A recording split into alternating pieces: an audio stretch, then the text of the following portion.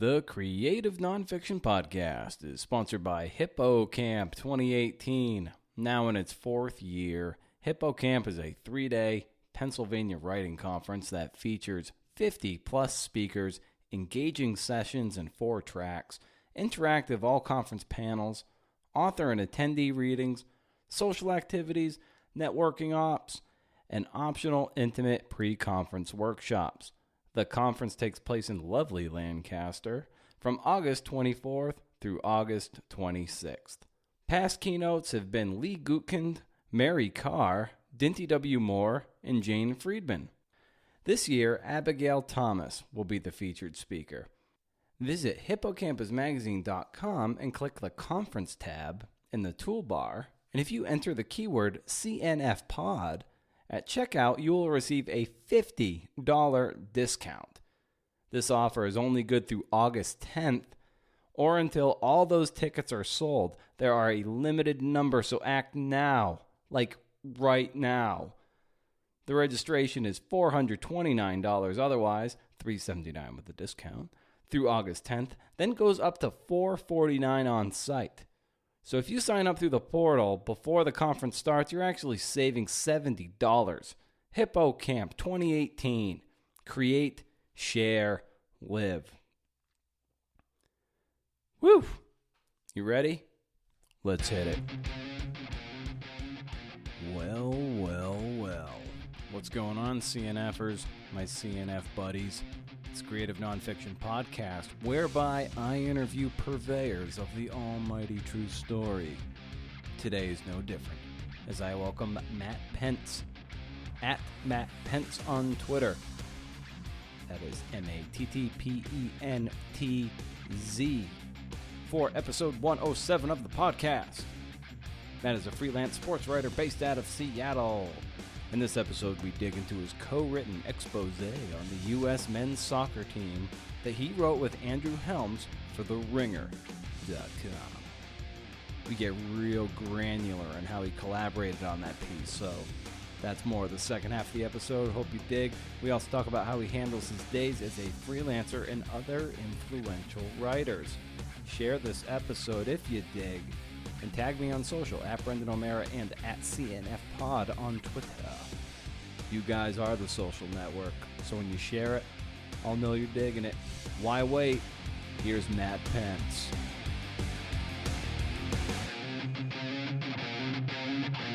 Shortly after the big piece you co-wrote with The Ringer, I caught you on the podcast too, talking about it, the Ringer FC one. And it was... Hearing you say, like, oh, we're just a couple of freelancers who have lots of time on our hands, and I was like, you know, it's a joke, but there's no way he's got a lot of time on his hands, and I'd love to unpack how you go about chronicling or going about your work and setting up your days, so you actually don't have a lot of time, because as a freelancer, when you're not working, you're not earning, so. So how are you setting up your days now that you're freelancing versus a beat writer and a salaried beat writer? Yeah, it certainly took, I'd say, about half a year to kind of establish a new rhythm. I started full-time freelancing in February of last year, and it was probably at least through the summer before I really started to kind of find that rhythm, because as you alluded to, pretty much as a freelancer, time is your money, and it's easy to really sort of feel like you should be working all the time or feel guilty for giving yourself downtime. So I just kind of try to set aside a chunk of every day, usually after lunchtime, before dinner time, and devote that to make sure I'm doing something productive during that stretch. And then the rest of it kind of fluctuates. So there'll be days where I'm productive in the morning and then also do that, or end up working into the evening or doing whatever. But that sort of has helped me having that little bit of structure, if that makes sense. Yeah, of course. And you said it took you a little while to find that rhythm. So what were those? What was that time like for you to establish that rhythm and to try to gain some kind of momentum so you could feel like you were accomplishing something, and then setting just getting the right sort of getting that ball uphill, so then you can start, creating your own momentum. Yeah, I mean, really, it was just throwing a lot at the wall, essentially. So I was just working a lot. I also, even now, I work at a restaurant 2 nights a week to kind of balance out, sort of just to make sure that the income is somewhat regular. There are very few freelancers that you talk to that truly do freelance journalism full time. They either do copywriting for big companies or sort of some other creative field, whereas for me, I kind of found out that I only have so many good words in me a week. So I wanted to do something with a different part of my brain. Yeah. So I ended up doing that on the side. And so I was working there more hours than I was now, also trying to freelance for all these different outlets to get my foot in the door. So it really took a lot of hustle to get to a point where I could kind of take a critical look at what I was doing and figuring out exactly what I want to do.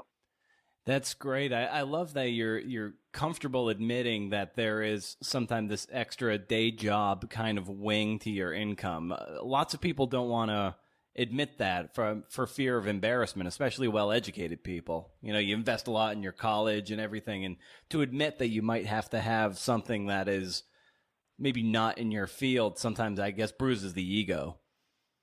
I guess for me, I just want to make sure I'm being upfront with everybody, because I have a lot of people reach out, aspiring writers or writers that are working for different outlets now and are intrigued by the idea of freelancing. And to get the full picture of it, I mean, it really does require some sacrifice to some degree. And I feel like it's important to be upfront about what it requires. And for me, I'm totally fine with that. I mean, I find I enjoy my coworkers. I like the social aspect of getting out and interacting people, because that's another thing, being a freelancer and working on your own time. You spend a lot of time by yourself on a computer. Yeah. So that has also kind of helped for me to kind of alleviate some of that sort of isolation that can really be a thing for freelancers. Yeah, for sure. That loneliness thing is real when you're freelancing and trying to come up with your own ideas, and you're doing everything basically, lots of things remotely, especially if you're not in like a major metropolitan area. So, what were you doing aside from the job to try to alleviate some of that loneliness, and then try to keep those voices of self-doubt as muted as possible?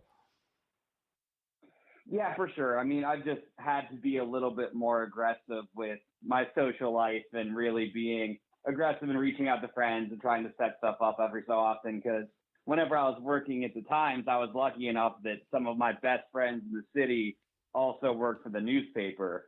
So I get to see them in the office all the time and sort of keep those relationships going that way. So as a freelancer, you just kind of have to work a little bit harder in terms of keeping those connections, forcing yourself out of the house and doing all that. And thankfully, I'm a pretty social person, so I've been able to kind of stay on top of that in a lot of ways and make sure that I get out of my apartment every so often.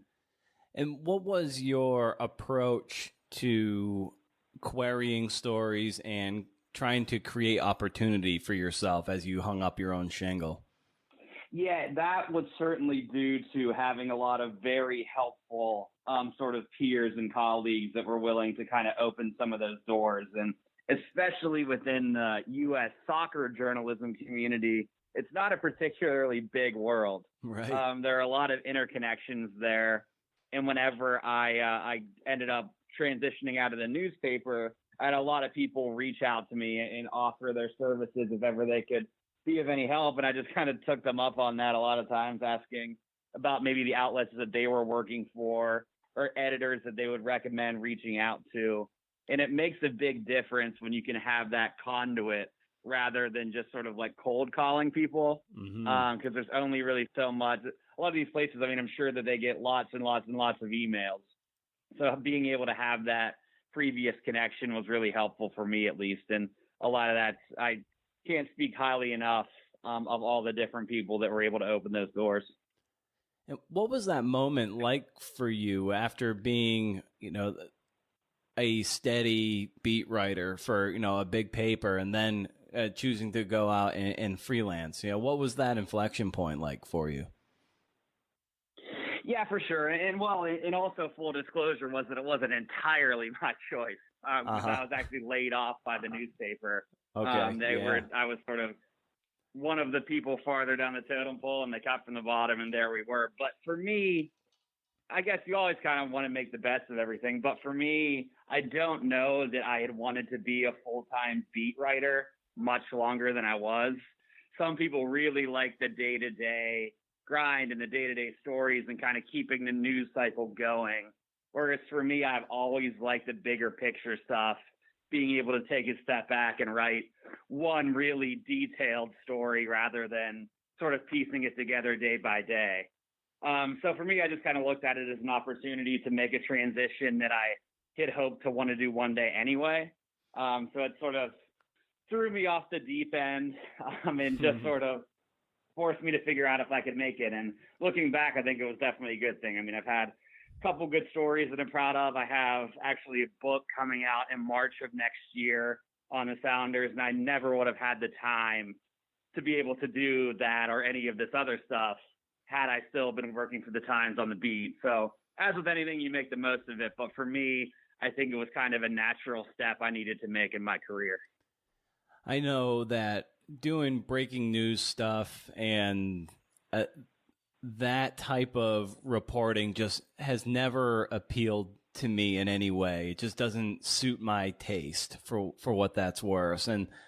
And sometimes you just come to a realization that, you know, the nature of your talent, just some people thrive on that and other people don't. And I wonder, how did you come to the realization and realize the nature of your talent, which appears to be these more deeply reported long form pieces? Like, how did you arrive at that?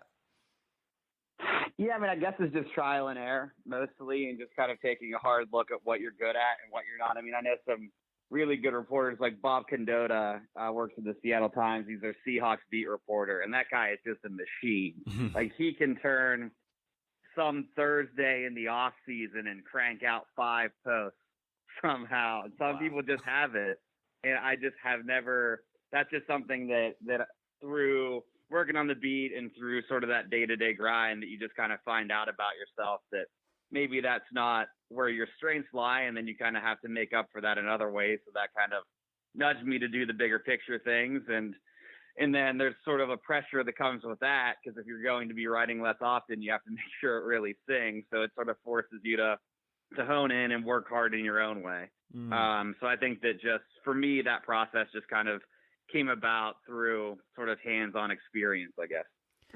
And who were you reading maybe as a student and as an aspiring writer that sort of fed into your taste and your desire to write the kind of stuff you're doing now? Yeah, I'm sure that this is a pretty common answer for a lot of sort of sports writers of my generation, but I think that Wright Thompson was always kind of the guy that was doing, I think, sort of the number one best stuff when it came to that. I had a friend send me the other day during the Uruguay game. He had sent me back around the profile that Wright had done of him in 2014, and I read it back, and he's such a good writer and really sort of sees the world in a certain way that I identify with. And I certainly don't think that I'm anywhere near his level at this point, something to strive for. But I think that he just sort of sees sports in a different way and sees them sort of as a window to some of these bigger picture topics. And sort of, he was a guy that when you saw him making it and you looked at his job and you think that it's out there. I mean, it's certainly, there aren't as many of those jobs as there once were. And there's only so much of that to go around, but he sort of proved that you could do it and you could write in this certain way and make it feasible for you. And when you're reading a piece of journalism of that nature by him specifically, because it sounds like, you know, he's the type of guy you're rereading as well, how do you turn your critical eye onto that so you can start to deconstruct it and unpack it so you can apply some of those tools that you're discovering in those pieces? For sure. I think that probably the first time I read something, I just kind of try to enjoy it and unplug your brain to a certain degree. But then I think that my process, at least, is whenever I'm working on some big story idea that it sort of triggers something in your mind that, oh, it's sort of similar to this story that I read whenever. So you go back and sort of read that, and then you look for clues that way.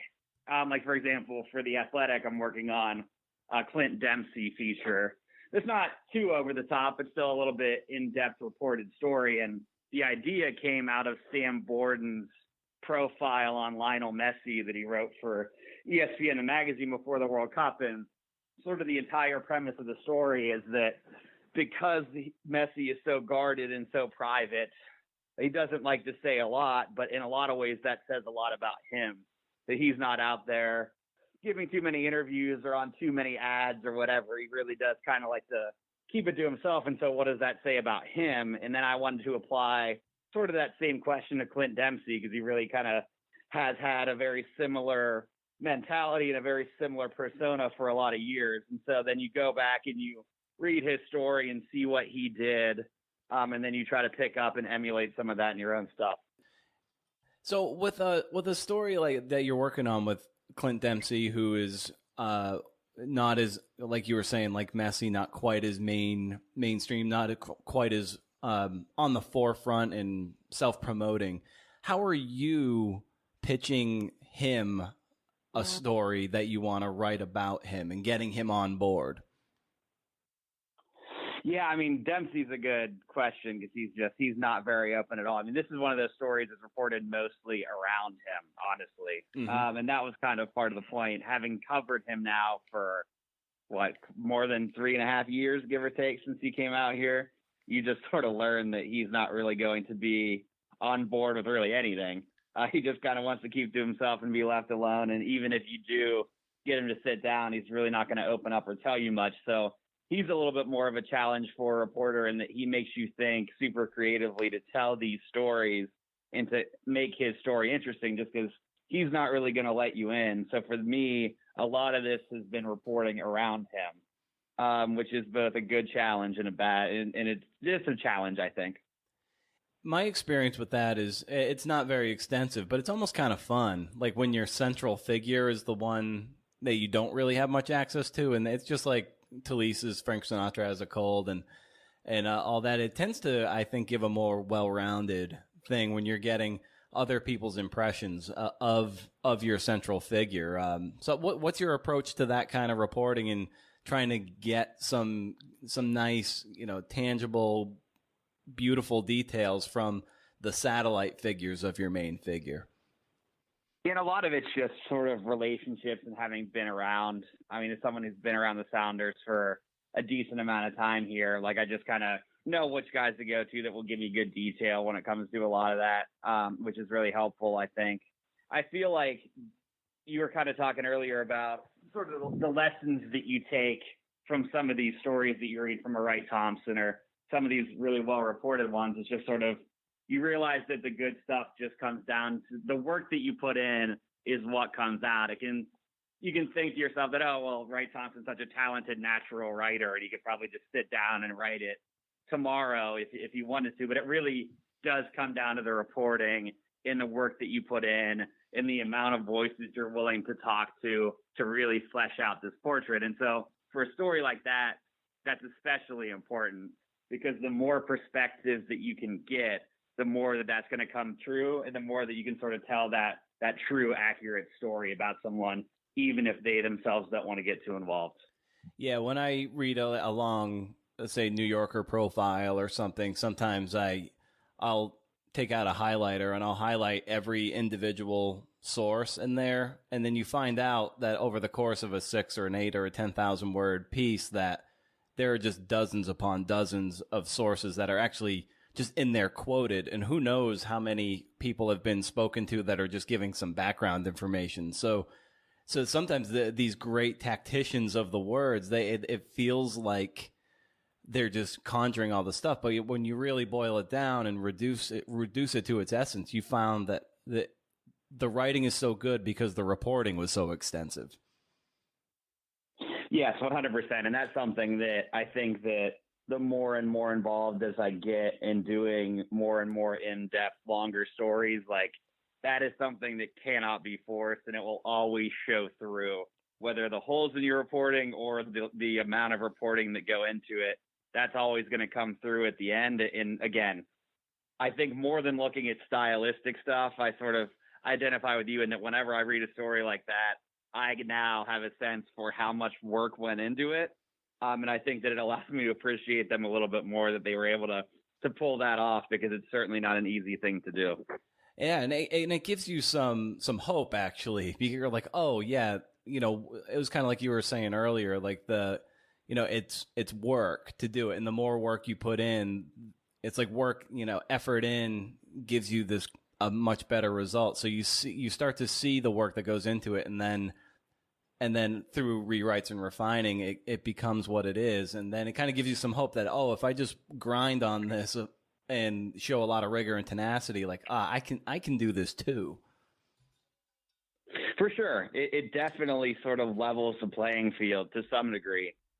It's also a little bit daunting whenever you think that it does take a lot of work, and you have to be willing to do that. And I think that in many ways it does kind of, it does sort of separate the wheat from the chaff or whatever, and sort of winnowing down the people that are willing to do it, and you sort of recognize why that skill is so valuable.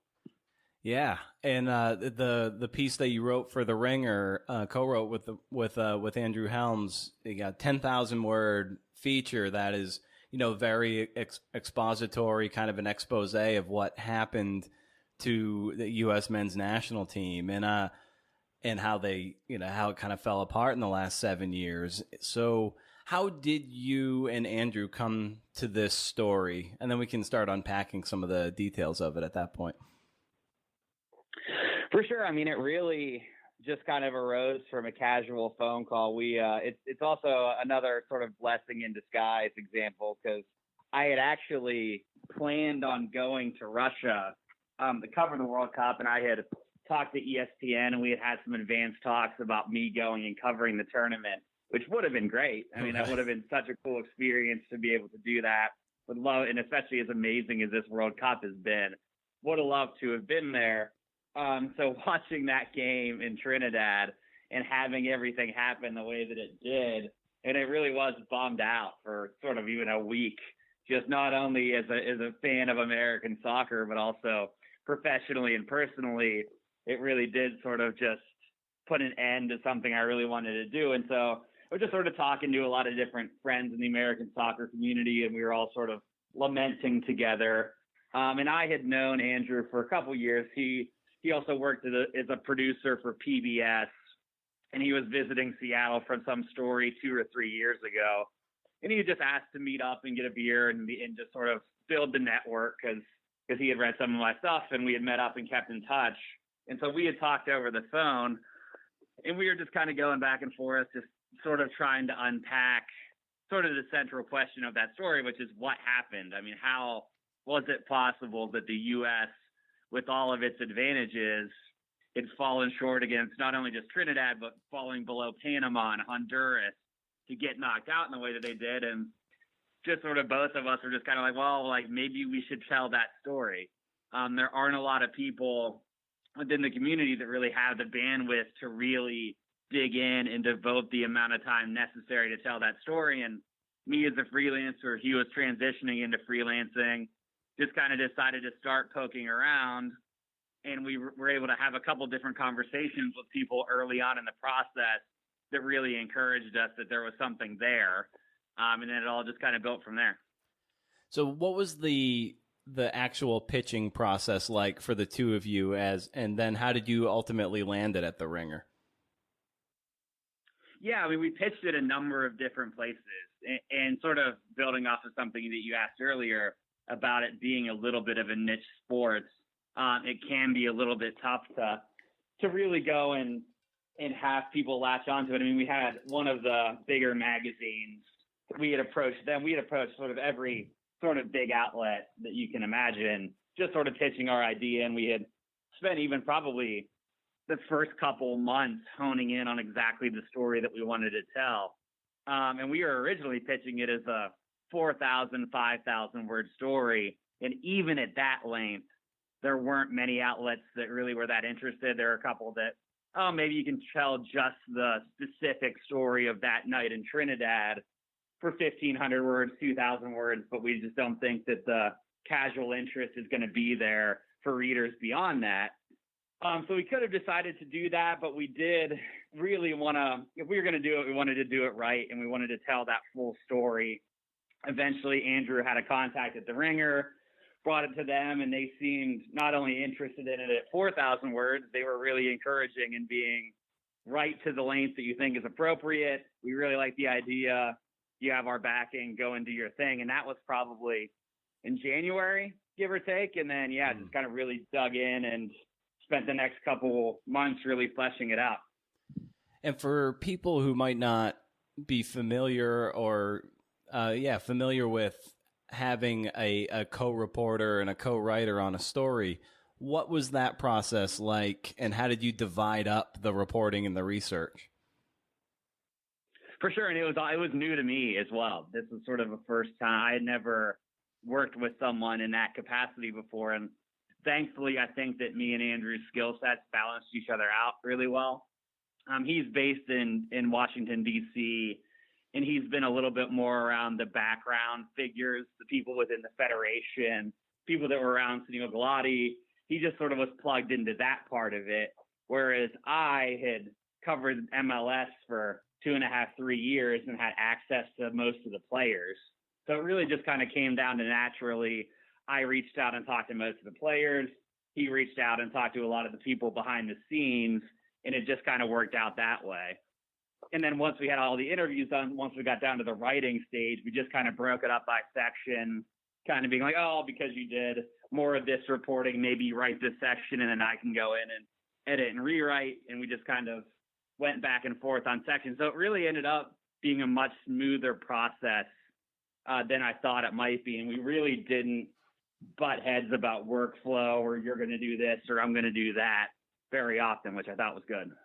Yeah, and the story, too, it doesn't feel, and this is a testament to the two of you, it doesn't feel like two writers wrote it. It does feel nice and uniform, like a uniform voice throughout the whole thing.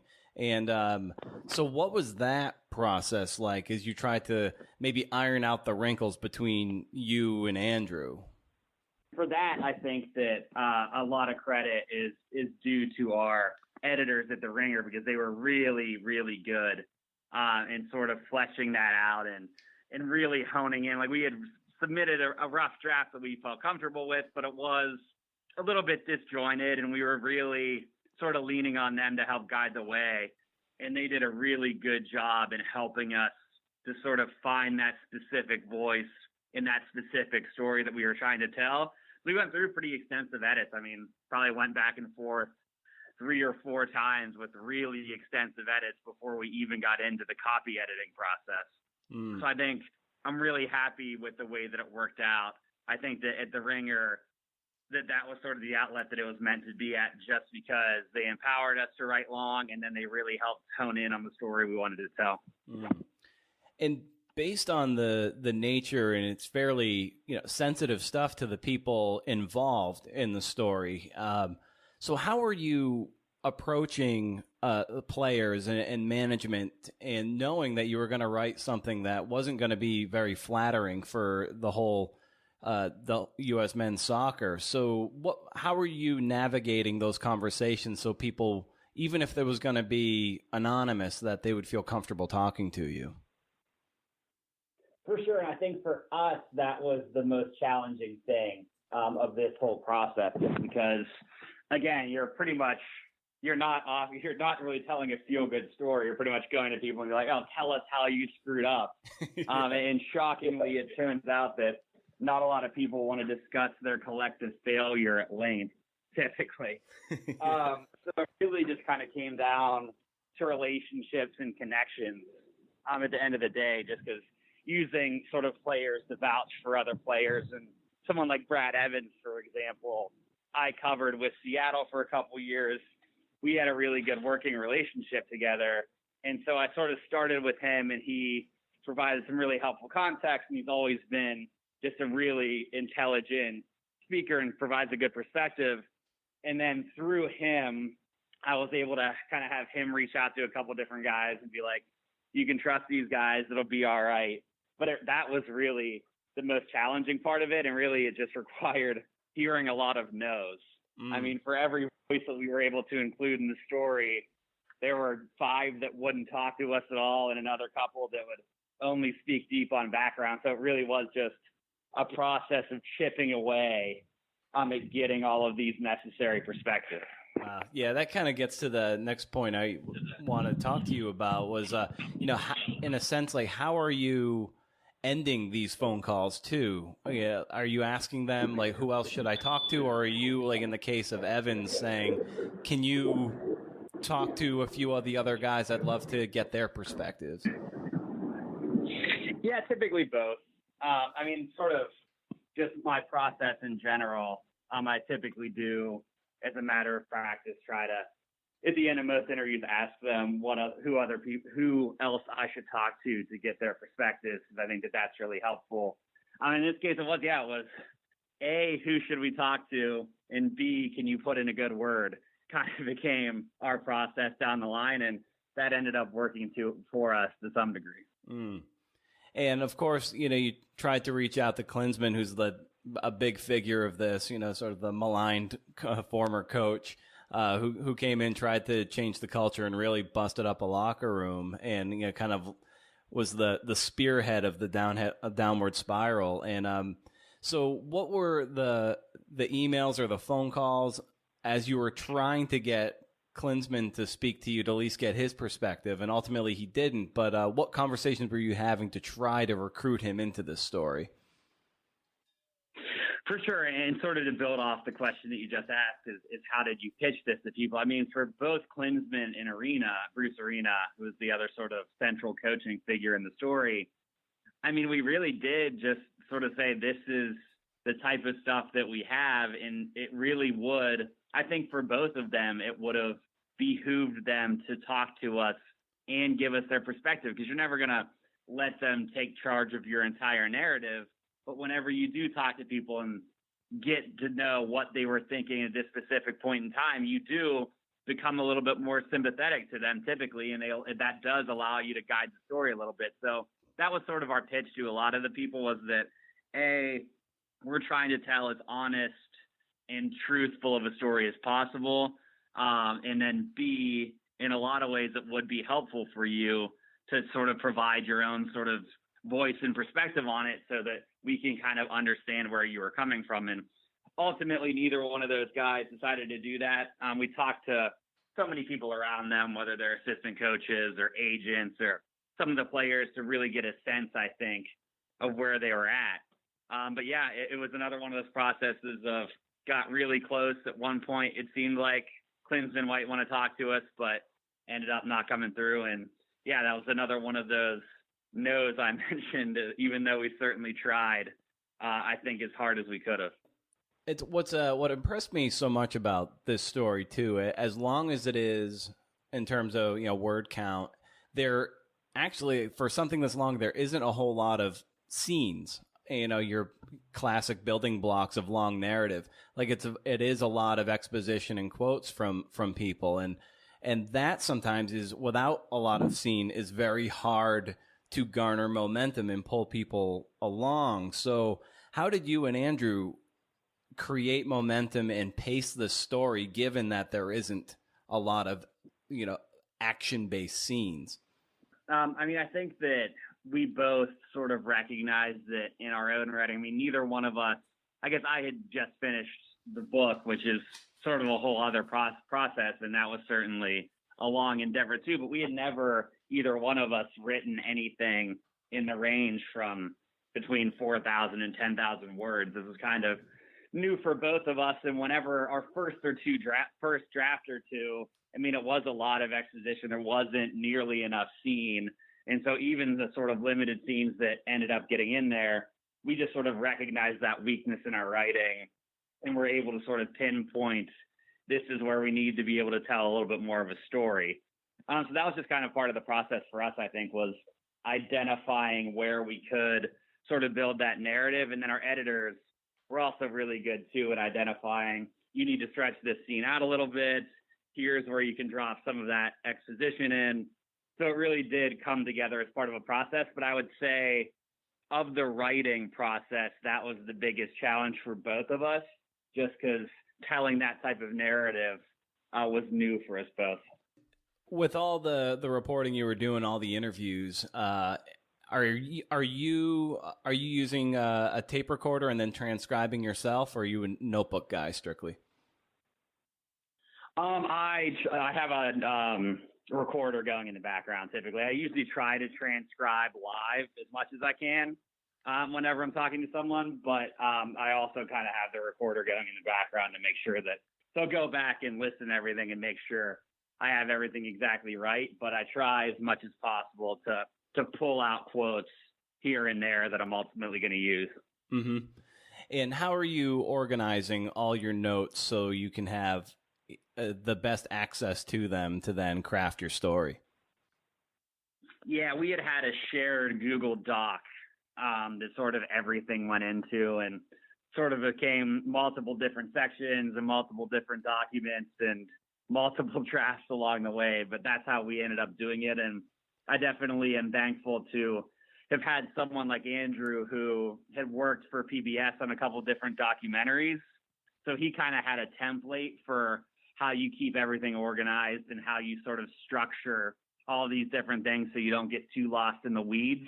And I think that he was really helpful with that, just sort of like having these outlines. And when it came to the structure and the note taking and everything else, we really just kind of did plug things into this shared Google Doc that grew into this massive thing with a lot of different alleyways in it. But I think that having some kind of template like you had was definitely helpful for us.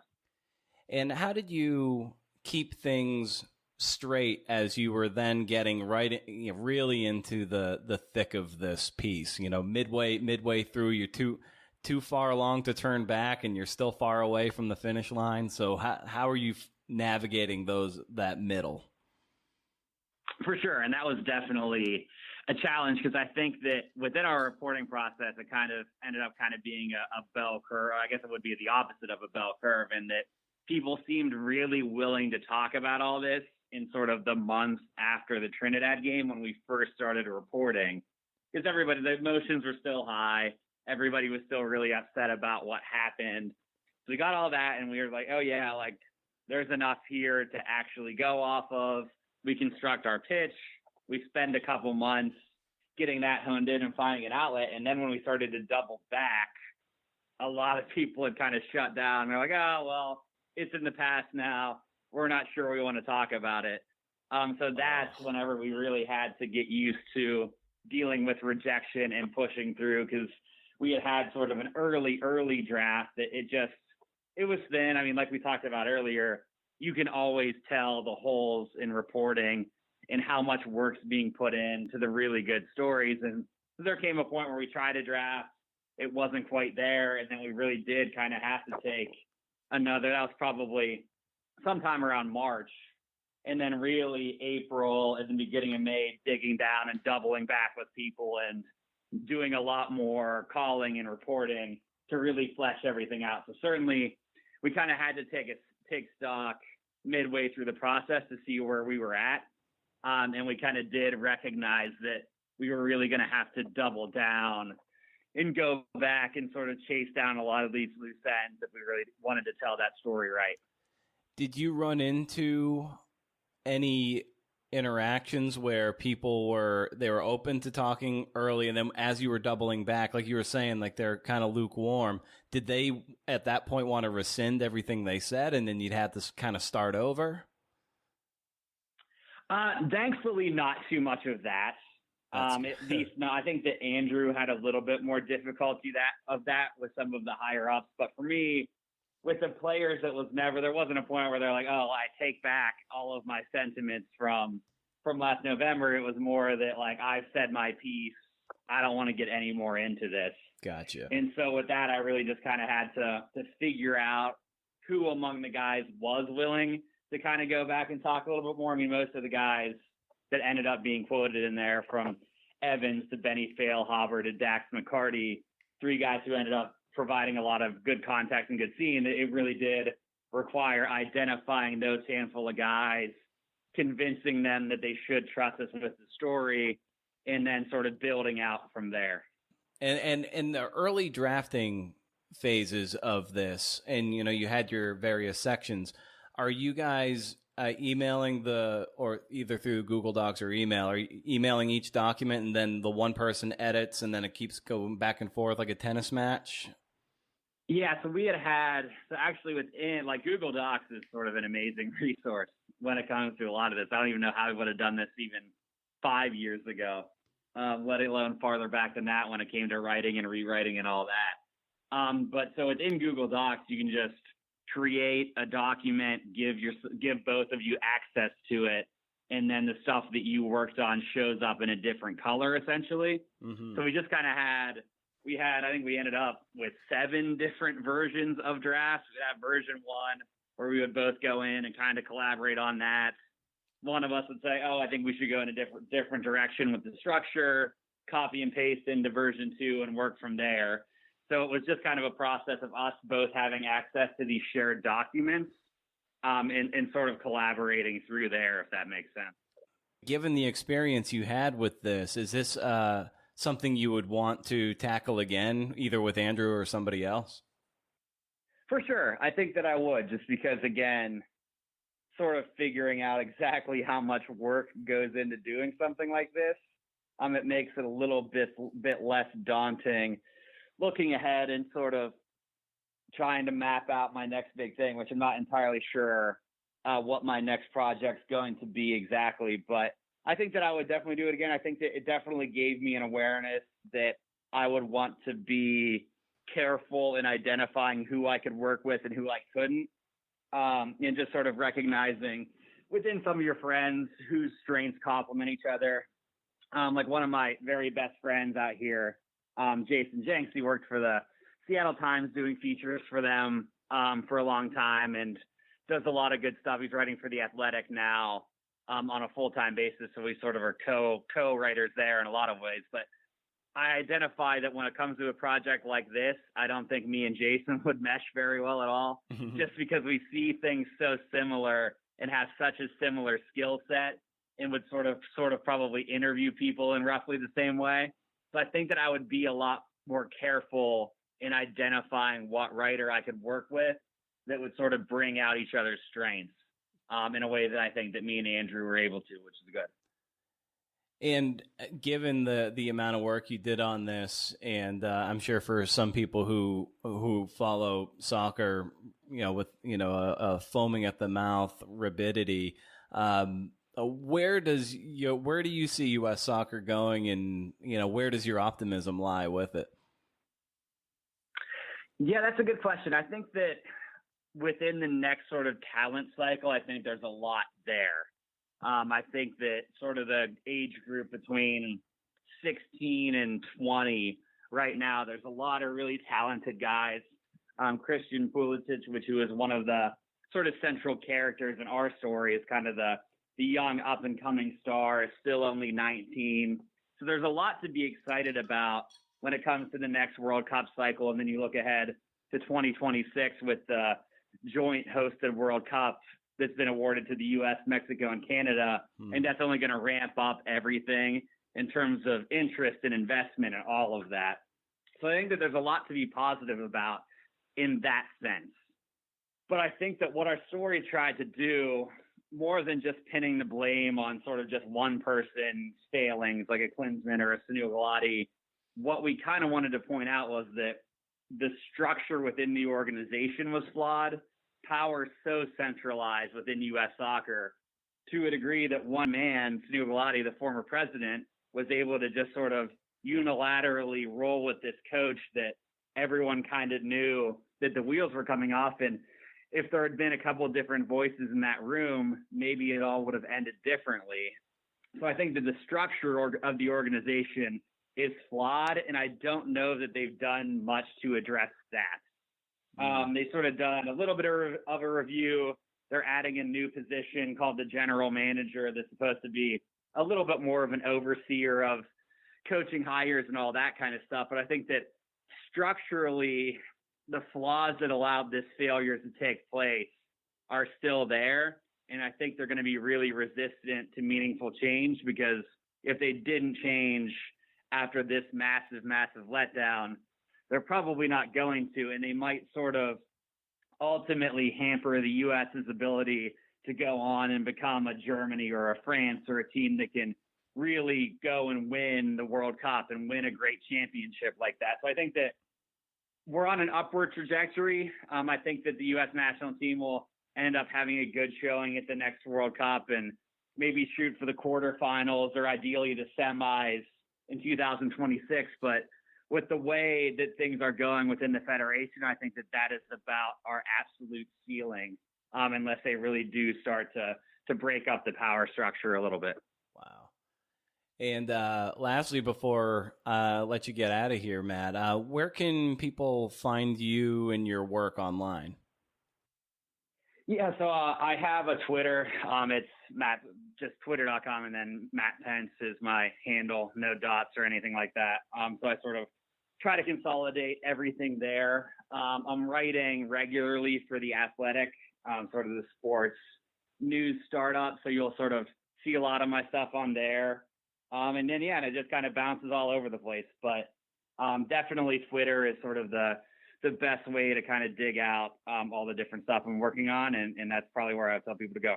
Awesome. Well, this was really illuminating stuff, and it was awesome to hear you unpack how you and Andrew went about writing the story, and then also just hearing your approach to freelancing. So thank you very much for the time. And when your book comes out in 2019, we'll have to have you back on and talk a little more shop and talk about the book. Yeah, for sure. And thank you for reaching out to me and for thinking of me. And I appreciated it. And for sure, I will definitely double back whenever that comes down the pike here. Fantastic. Well, thanks again, Matt, and we'll be in touch. Yeah.